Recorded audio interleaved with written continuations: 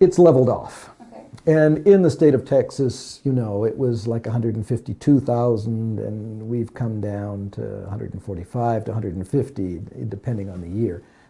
And there's been a lot of celebration. Texas has gotten a lot of really good publicity, and I think deservedly so, for ending this just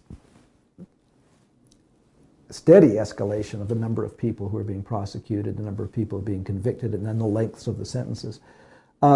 We've been able to plateau the situation. The big challenge is, if you want to end mass incarceration,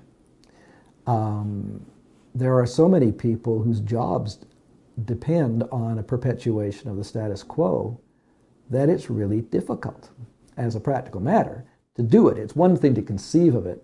I was telling the folks up in Minneapolis that I went to a convening a couple of years ago. It was people of faith, and it was put together by one of the major mainline denominations in Washington, D.C. So we had like 40 people of faith who were involved in addressing the issue of mass incarceration. And this was our second convening, so they kind of wanted to move towards closure. So they asked the question, well, what is our strategy? Then we broke up into small groups, and everybody had to come up with a strategy. How are we going to end mass incarceration, and how long will it take, and you know, the usual things that you're supposed to be able to tell people, especially if you're writing a grant.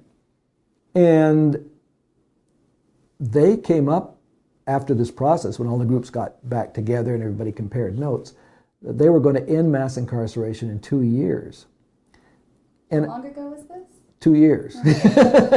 And so I said, why do you think you can do that? And somebody said, well, a study has been done that if there was enough political will and everybody was on the same page, it would take 2 years to get the prison population to back to where it was in 1972 or whenever.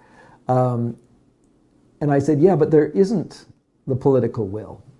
In fact, there are a lot of vested interests